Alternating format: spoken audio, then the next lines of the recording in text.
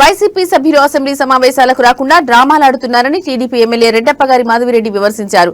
సభకు వచ్చి ప్రభుత్వ పాలనలో ఏవైనా తప్పులు ఉంటే ప్రశ్నించాలని సూచించారు.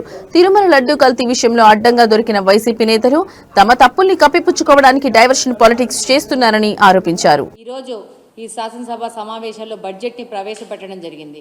ఈ బడ్జెట్ ద్వారా భవిష్యత్తులో మన రాష్ట్రం యొక్క పురోగతిని అలాగనే భవిష్యత్ తరాలకు రాష్ట్రాన్ని ఎట్లాగా తయారు చేయాలా, యువకులకు కానీ రైతులకు కానీ అనేక వర్గాలని ఎలా సుభిక్షం చేయాలనే విధంగా ఈ బడ్జెట్ని ప్రవేశపెట్టడం జరిగింది. ఇందులో భాగంగా 2047 లక్ష్యాలను చేరుకునే విధంగా బడ్జెట్ని ప్రవేశపెట్టడం జరిగింది.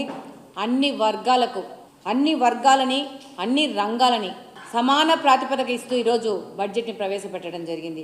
బడ్జెట్ సమావేశాలు జరుగుతూ ఉంటే వైకాపా నాయకులు బడ్జెట్లోకి రాకుండా, బడ్జెట్లో డిస్కషన్ చేయకుండా, వాళ్ళ ప్రాంతాల్లో వాళ్ళ ప్రజల ఆశలను బడ్జెట్లో వాళ్ళు డిమాండ్ చేయకోకుండా, వాళ్ళ ప్రాంతాల్లో అభివృద్ధి కార్యక్రమాలలో పాలు పంచుకోకుండా, రాష్ట్ర అభివృద్ధిలో పాలు పంచుకోకుండా ఈరోజు ప్రభుత్వం చేస్తున్న దాంట్లో ఏవైనా తప్పులుంటే ఎతికి ప్రశ్నించి ప్రభుత్వాన్ని సక్రమ మార్గంలో పెట్టాలనే ఆలోచన లేకుండా ఈరోజు శాసనసభకు రారు, శాసన మండలిలో రచ్చ చేస్తా ఉన్నారు. అంతా ఈ రాజకీయ పార్టీ అంత రాజకీయంగానే చూస్తోంది తప్పితే మన రాష్ట్ర భవిష్యత్తు ఏంటి, భవిష్యత్తు తరాలకి రాష్ట్రాన్ని ఎలా తయారు చేసి దేశంలోనే పోటీతత్వంలో రాష్ట్రాన్ని ఎలా తీసుకుపోవాలని దాని మీద ఏ విధమైన అవగాహన లేకుండా గత 5 సంవత్సరాలు దాదాపు రాష్ట్రాన్ని జీవోత్సవం చేసి ఈ 5 సంవత్సరాలు ఆ పార్టీకి చెంది గెలిచిన కొంతమంది అంటే 11 మంది కూడా దాంట్లో పాలు పంచుకోకుండా అదే యొక్క విధ్వంసంలో ముందుకెళ్తా ఉన్నారు. దీన్ని